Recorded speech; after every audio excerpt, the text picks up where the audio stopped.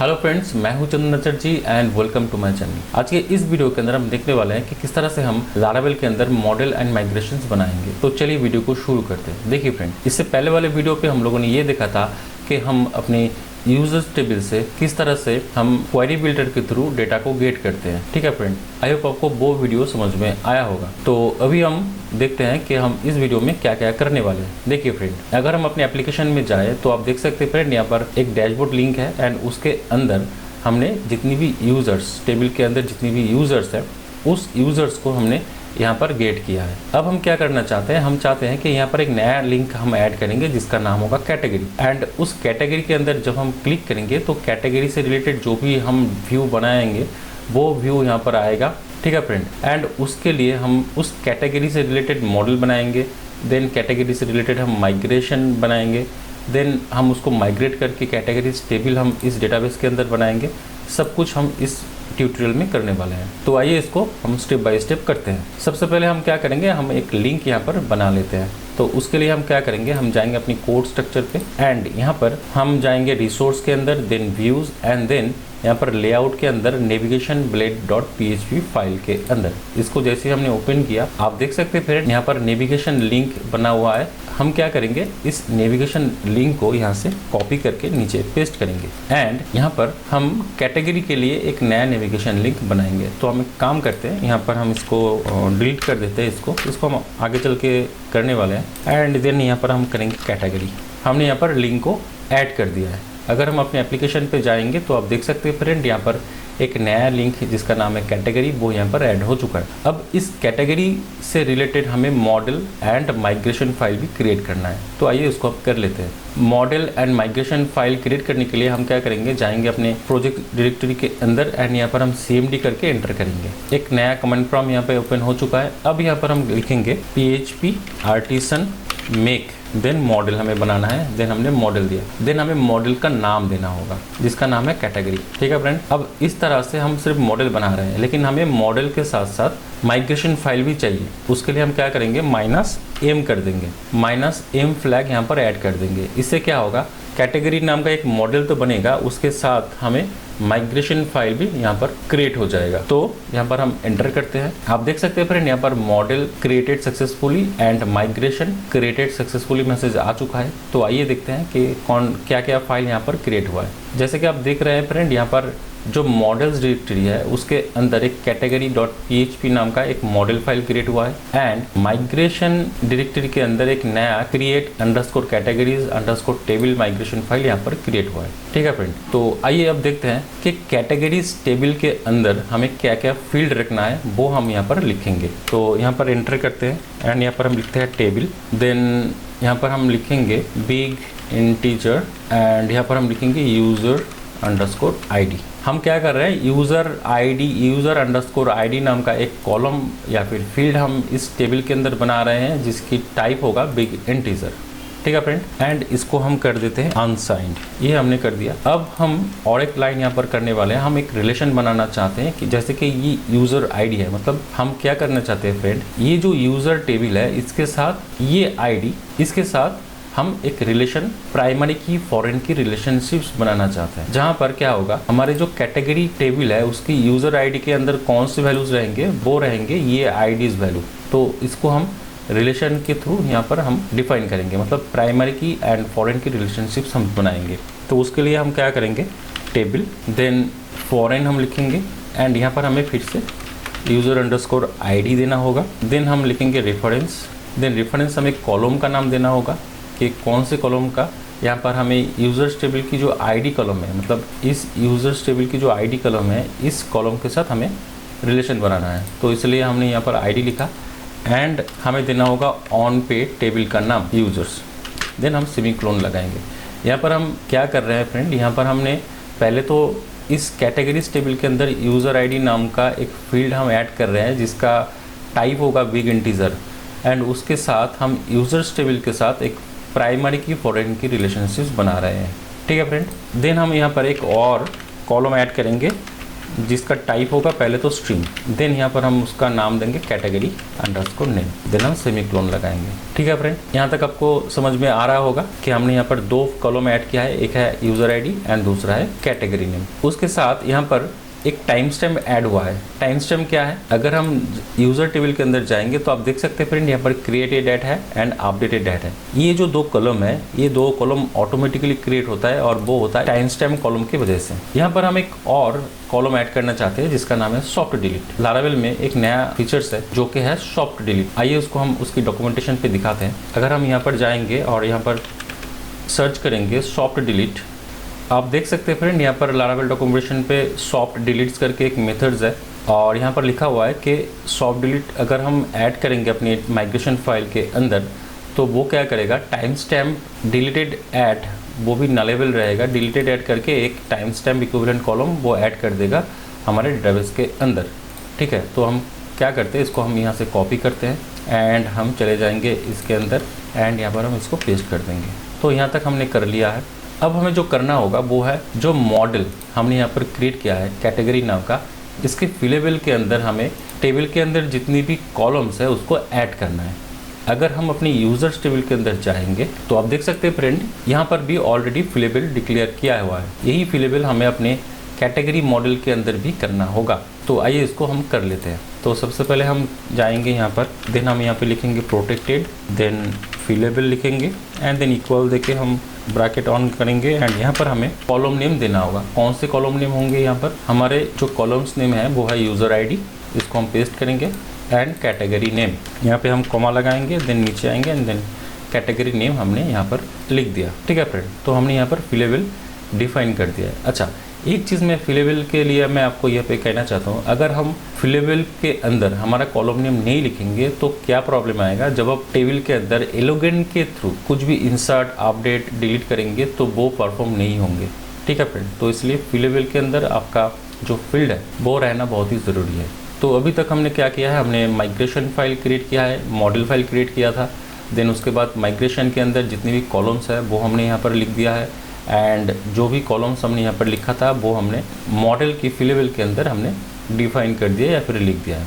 तो आइए अब हम क्या करते हैं, PHP आर्टिसन माइग्रेट के थ्रू ये जो टेबल है इसको हम क्रिएट करते हैं। तो उसके लिए हम यहाँ पर जाएंगे एंड यहाँ पर हम लिखेंगे PHP artisan migrate and enter press करेंगे।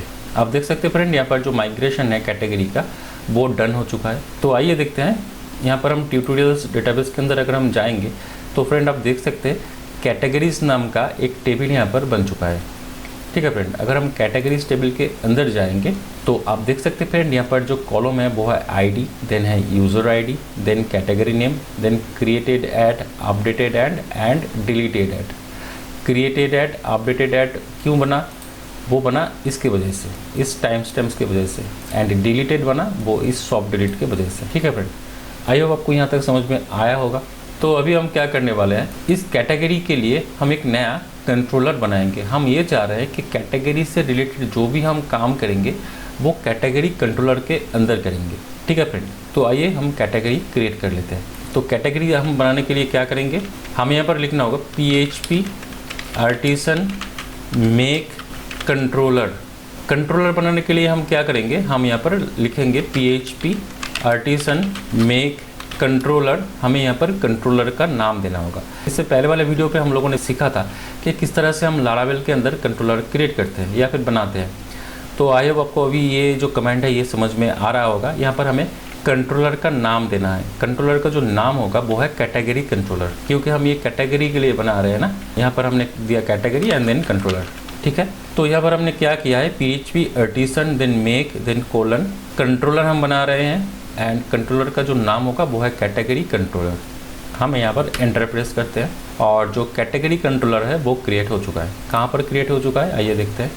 अगर हम ऐप के अंदर जाएंगे देन HTTP के अंदर जाएंगे देन कंट्रोलर्स, आप देख सकते हैं फ्रेंड यहाँ पर कैटेगरी कंट्रोलर बन चुका है। ठीक है फ्रेंड, अभी हम क्या करने वाले हैं, हम यहाँ पर राउट बनाएंगे। तो राउट बनाने के लिए हम क्या करने वाले हैं, देखिए फ्रेंड यहाँ पर हम लिखेंगे राउट देन मिडलवेयर ऑथ होने वाला है, then group function callback function. ठीक है, अब मैं यहाँ पर आपको ये बता देता हूँ कि ये मैंने क्यों किया है। अच्छा, मैं आपको अभी बताने वाला हूँ। यहाँ पर हम पहले तो राउट जो है उसको हम क्रिएट कर लेते हैं, राउट देन गेट। इस गेट के अंदर हम क्या लिखने वाले हैं, कैटेगरी। यहाँ पर हम एक स्लैश देके कैटेगरी लिखते हैं एंड देन हम यहाँ पे कॉमा यूज़ करते हैं।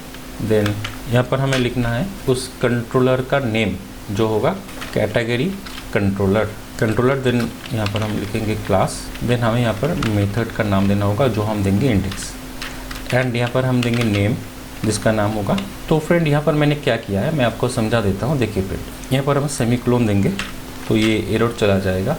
अच्छा, एक चीज़ हम यहाँ पर कहना चाहते हैं कि यहाँ पर कैटेगरी कंट्रोलर के अंदर देखिए यहाँ पर एक अंडरलाइन आ रहा है रेड कलर का, तो मतलब यहाँ पर एरर है। हमें जैसा कि आपको पता होगा कि यहाँ पर नया कंट्रोलर हम लिखते हैं तो उसको हमें यहाँ पर इंपोर्ट भी करना होता है, तो इसी वजह से यहाँ पे एरर आ रहा है, तो हमने इसको यहाँ पर इंपोर्ट कर दिया है।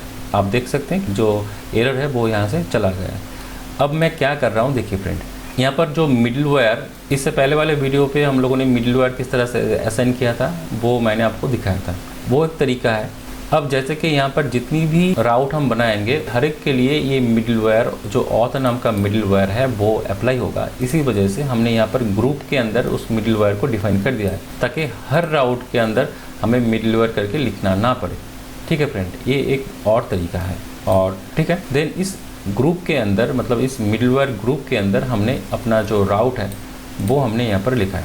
अच्छा, ये जो ऑथ मिडलवेयर है ये क्या काम कर रहा है, देखिए फ्रेंड, जब हम अपने एप्लीकेशन को यूज़ कर रहे हैं, ये जो डैशबोर्ड या फिर कैटेगरी हम बना रहे हैं ये लॉगिन करने के बाद हम बना रहे हैं। मतलब कि जो ऑथेंटिकेटेड यूज़र है अगर वो ऑथेंटिकेटेड होता है तो ही ये डैशबोर्ड या फिर बाकी का जो ऑप्शंस है वो देख पाएगा। जिसके पास आईडी या फिर पासवर्ड नहीं है, जो लॉगिन नहीं कर सकता, वो इस ऑप्शंस को नहीं देख पाएगा। इस सिक्योरिटी के लिए यहाँ पर ऑथ मिडलवेयर है, इसलिए हमने क्या किया है, इस ऑथ मिडलवेयर को हम अपने राउट के अंदर असाइन कर दिया है, वो भी ग्रुप में, ताकि हर एक राउट के अंदर हमें मिडलवेयर करके लिखना ना पड़े।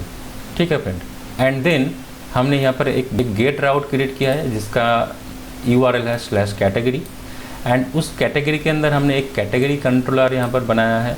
उस कैटेगरी कंट्रोलर को हमने यहाँ पर लिखा है, एंड देन उसकी जो इंडेक्स वाले मेथड है उसको हमने यहाँ पर डिफाइन किया है, जो अभी तक मैंने क्रिएट नहीं किया है कंट्रोलर के अंदर, एंड इसका जो नाम हमने दिया है वो है कैटेगरी। ठीक है फ्रेंड, तो अभी हम इंडेक्स नाम का जो मेथड है उसको हम क्रिएट कर लेते हैं। हम चलेंगे अपने कैटेगरी कंट्रोलर के अंदर एंड यहाँ पर हम लिखते हैं पब्लिक फंक्शन इंडेक्स। ये इंडेक्स मेथड कौन सा है, ये इंडेक्स मेथड, ये वाला इंडेक्स मेथड है। ठीक है फ्रेंड, एंड इसके अंदर हम क्या करने वाले हैं, हम एक व्यू को रिटर्न करने वाले हैं, रिटर्न देन व्यू। ये कौन सा वाला व्यू होगा ये हमने अभी तक क्रिएट नहीं किया है, तो उसके लिए हम क्या करेंगे, हम जाएंगे अपने रिसोर्स के अंदर, इस व्यूज़ के अंदर हम एक नया फोल्डर बनाएंगे जिसका नाम होगा एडमिन। देन उसके अंदर हम एक नया और एक फोल्डर बनाएंगे जिसका नाम होगा कैटेगरी। देखिए फ्रेंड, हम क्या कर रहे हैं, हम यहाँ पर व्यूज़ को पर्टिकुलर फोल्डर के थ्रू सेपरेट कर रहे हैं। क्यों? क्योंकि जब आप लाइव प्रोजेक्ट में काम करेंगे तो वहाँ पर आपको 1 या 2 या 3 व्यू लेके आपको काम नहीं करना है, उससे कई गुना ज़्यादा व्यू लेके आपको उसके अंदर काम करना है। तो इसके लिए आपको प्रॉपर स्ट्रक्चर पता होना चाहिए कि किस तरह से हम व्यू को फोल्डर के थ्रू सेपरेट करते हैं, उस फोल्डर के थ्रू हम किस तरह से उसको कॉल कराएंगे, सब कुछ। तो इसीलिए हम इसको सेपरेट करके उसको देख रहे हैं कि किस तरह से हम उसको सेपरेट कर सकते हैं। ठीक है फ्रेंड, तो इस कैटेगरी के अंदर हम नया फाइल बनाएंगे जिसका नाम होगा index.blade.php। ये आप कोई भी अपना मनपसंद का नाम दे सकते हैं, लेकिन स्टैंडर्ड जो नेमिंग कन्वेंशन है वो है index.blade.php। हमने यहाँ पर इस व्यू को डिफाइन कर दिया है। अब एक मैसेज हम यहाँ पर लिखते हैं, दिस इज़ कैटेगरी पेज। ठीक है, हमने इस टेक्स्ट को हमने यहाँ पर लिखा है, इस टेक्स्ट को हमने इस व्यू के अंदर लिख दिया है। अब हम चलेंगे अपने कैटेगरी कंट्रोलर के अंदर एंड यहाँ पर हम लिखेंगे admin then category then index. अब क्या हो रहा है, देखिए यहाँ पर एडमिन फोल्डर है जो कि इस व्यू के अंदर है, एडमिन फोल्डर। देन उसके अंदर कैटेगरी है एंड देन उसके अंदर एंड index.blade.php फाइल है वो है। अब यहाँ पे क्या हो रहा है फ्रेंड, यहाँ पर जो एडमिन हमने लिखा है, एडमिन मतलब कि इस रिसोर्स के अंदर व्यू के अंदर जो एडमिन डायरेक्टरी या फिर फोल्डर हमने बनाया था वो, then dot then category, then इस एडमिन के अंदर जो कैटेगरी डायरेक्टरी है वो, एंड देन कैटेगरी के अंदर जो index.blade.php फाइल है, इस फाइल को हमने यहाँ पर लिखा है डॉट इंडेक्स। ठीक है, तो ये हमने कर दिया है। अब हम जाएंगे अपने नेविगेशन के अंदर एंड यहाँ पर हम एक काम करते हैं, इस वाले लाइन को कॉपी कर लेते हैं एंड यहाँ पर हम पेस्ट कर देते हैं। एंड हमने जो राउट का नाम दिया था वो क्या दिया था, वो दिया था category and route is category. Friend मैं यहाँ पर नेम राउट यूज़ कर रहा हूँ, ये वाला। ये हमने जो कैटेगरी दिया था ना राउट का नेम यहाँ पर मैंने कैटेगरी दिया था, तो इसलिए मैं नेम राउट यूज़ कर रहा हूँ। तो यहाँ पर हमने नेम राउट सेटअप कर दिया है कैटेगरी का। तो मैंने अभी डॉक्यूमेंट को सेव किया है। अगर हम जाएंगे अपने एप्लीकेशन के अंदर एंड अगर हम कैटेगरी पे क्लिक करेंगे तो देख सकते हैं फ्रेंड आप यहाँ पर जो हमारा जो राउट है वो कैटेगरी पे रिडायरेक्ट हो चुका है एंड यहाँ पर जो कैटेगरी की जो ब्लेड फाइल है वो यहाँ पर लोड हो चुका है। अब हम ना यहाँ पर एक काम करते हैं, यहाँ पर जो डिज़ाइन है उसको थोड़ा सा डिज़ाइन को कॉपी पेस्ट कर लेते हैं। उसके लिए हम क्या करेंगे, ये जो डैशबोर्ड वाला जो टेबल है इस टेबल को हम इस कैटेगरी पेज के अंदर कॉपी पेस्ट करने वाले हैं। तो उसके लिए हम क्या करेंगे, सबसे पहले जाएंगे हम अपने dashboard.blade.php के अंदर। तो dashboard.blade.php कहाँ पर है, ये वाला है। तो हम डैशबोर्ड के अंदर जाएंगे एंड यहाँ पर जितनी भी कोड है उसको हम सिलेक्ट ऑल करके इसको हम पहले तो कॉपी करेंगे। ठीक है फ्रेंड, देन हम जाएंगे अपने admin then category then index.blade.php के अंदर एंड जो लाइन है इसको हम यहाँ से डिलीट करेंगे एंड जो कोड हमने कॉपी किया था उसको हम यहाँ पर पेस्ट कर देंगे। ठीक है, अब हम इसमें से कुछ कोड है उसको हम हटा देंगे ताकि हम अपने एप्लीकेशन में कोई एरर ना दिखे। ठीक है फ्रेंड, तो उसके लिए हम यहाँ से इस लाइन को यहाँ से हटा देते हैं। यहाँ पर मैं अभी 0 लिख देता हूँ। देन फॉर ईच लूप हमें नहीं चाहिए, ये वाला कोड भी हम हटा देते हैं।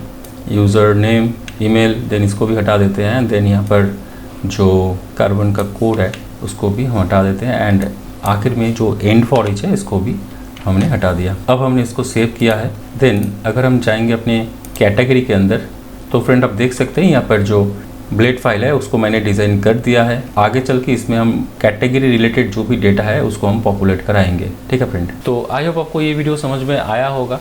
तो इस वीडियो में इतना ही, मिलता है अगले वीडियो पे, तब तक के लिए टाटा।